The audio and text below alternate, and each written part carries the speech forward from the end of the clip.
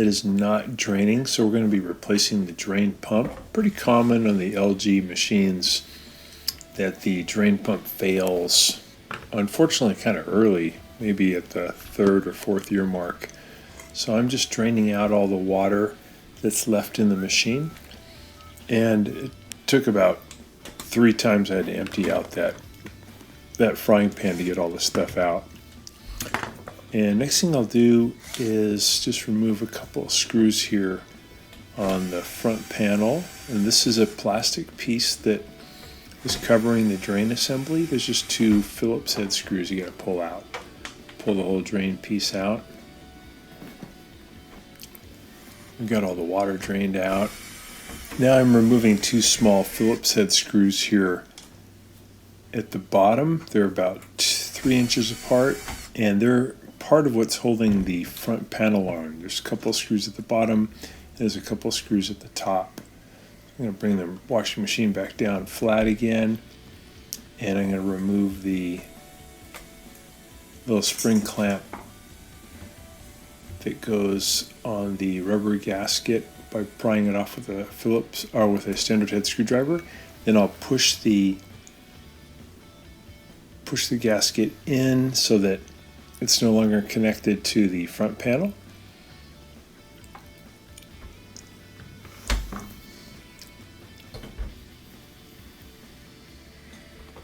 Next, I'm removing the detergent drawer by pushing down on a little tab and pulling it out. And I'll be removing the 2 Phillips head screws that are holding on the front panel that are underneath the detergent drawer. These are long stainless steel Phillips head screws. They're about 1 inch long. So get those 2 out, and then usually you remove the top panel, but you can also just pry the front. On this model, you can pry the front panel out with the standard head screwdriver. It's just a few clips holding it in. If you remove the top panel, it's a little bit faster and easier. Just showing a different method in case you had a dryer on top and you weren't able to easily remove the top panel. You can do it this way, just a little bit harder to pry this out. So once you get the control panel out of the way, there's a couple of Phillips head screws underneath it that are holding on the front panel. There's one in the right and one in the left-hand corner. We'll zip those out, and then we should be able to pull the panel towards you, and then you have to lift it off of a couple of clips at the bottom, and then it's good to remove the door switch wires. So just pull down hard to remove the modular connector. And then we can see the drain pump right there in the drain motor. I'm removing the 2 spade connectors that are bringing power to the motor. And now I'm going to remove 2 Phillips head screws that are holding the drain assembly into position. And then there's a couple of hoses we're going to remove. This bigger black one that is bringing water from the tub to the drain pump, using a pair of pliers to remove the spring clamp. It should come off pretty easy. And then there's a gray one above it that's bringing water from the pump out to the back of the washing machine, and I'm going to be doing the same thing, just pulling that off. So now I've got the screws out, I've got the power wires off, I've got the 2 hoses off, and I should be able to now grab the whole pump assembly and pull it back slightly and then out. So now I can use a Phillips head screwdriver and remove the old motor off of the pump assembly. There's 3 Phillips head screws holding it on. I found a little dime that was caught in there too. And then I'll grab the new motor. These only cost about 25 bucks on Amazon. Got it into position, and then I'm going to put in the 3 Phillips head screws to hold it to the pump assembly. Sometimes little coins get in there and they hit the plastic impeller of the pump and break off the paddles, and then or loosen the impeller, and then the impeller will no longer spin, or because the paddle's broken, it can't move enough water to really make the drain effective. And that's what happened on this one. You can see the paddles on this one are kind of messed up. There should be 3 of them, and only one really still functional. The other 2 got worn off, probably again by hitting onto some metal. So it's always good to clean your pockets thoroughly before doing the wash, because if any metal or coins get into that assembly, it could be trouble. There's the dime that was in there.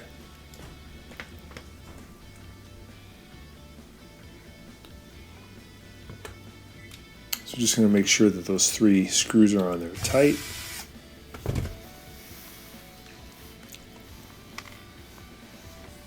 Now we'll feed it back in kind of the same way it came out. And once we get it in, we can add those Phillips head screws that are holding it to the frame.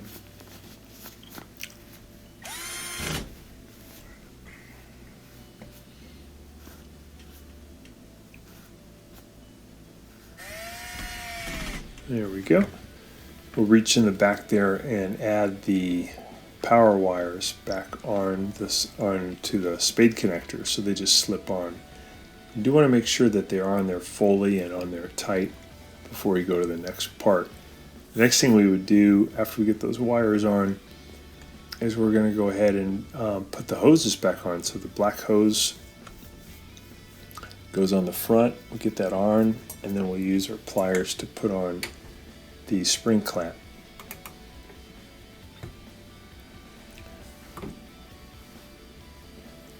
So on some of the LG washing machines, you can also do this procedure from the bottom. You can just lean the whole machine back, and there's actually a big hole or access area to do the procedure.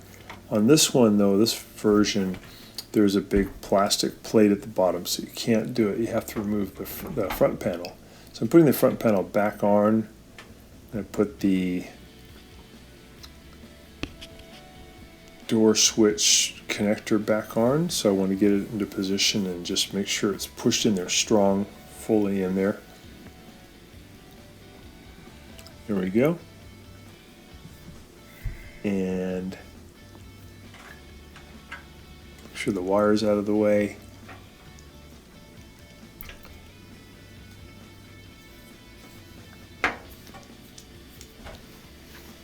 We're going to push it shut, and then we'll add those 2 Phillips head screws. They're kind of short. They're about maybe 1/8 of an inch long. They go in the upper right, upper left-hand corner.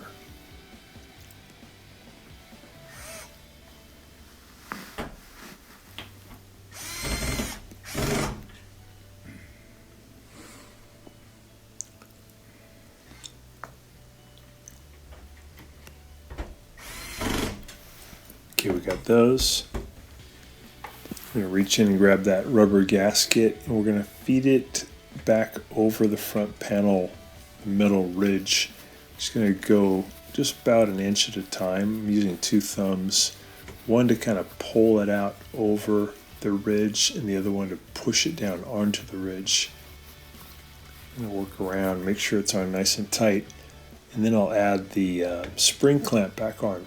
I always like to lubricate those spring clamps with some liquid detergent so they're a little more slippery, and that makes it much easier actually to get them back into the rubber groove on the front of the door gasket.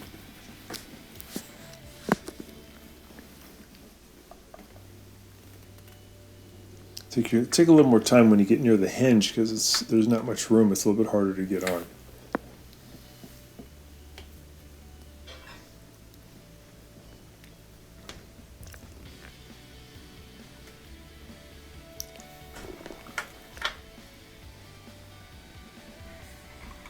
Okay, we're going to get the control panel back in position.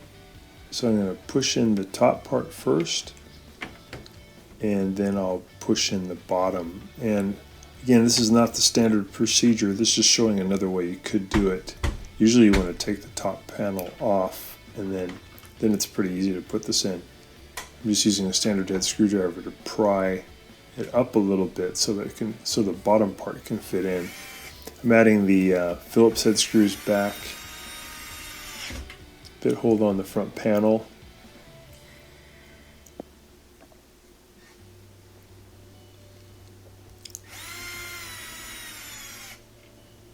Get that one in. Put the detergent drawer back in.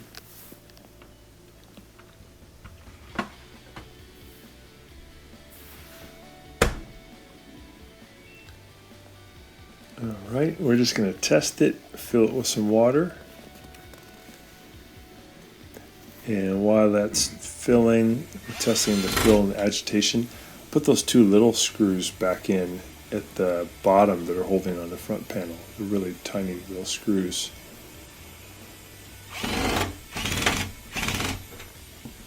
And then we'll put the plastic plate back in, and then we'll add two Phillips head screws that hold that on. So I'm just going to pause it. I'm going to switch to drain and spin. I want to test that drain feature now. Press start again.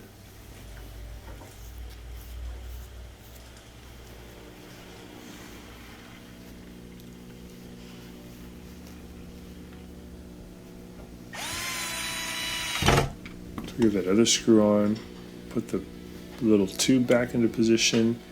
I'll just slip the door back on, close it.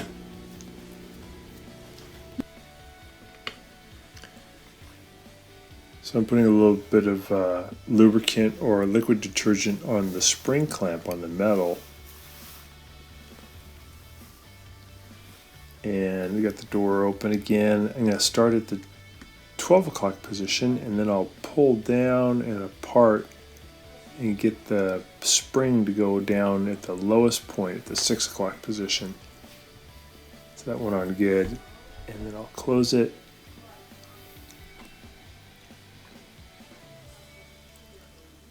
I'm going to fill it, testing it one more time for drain function. Got it at the drain, and start it.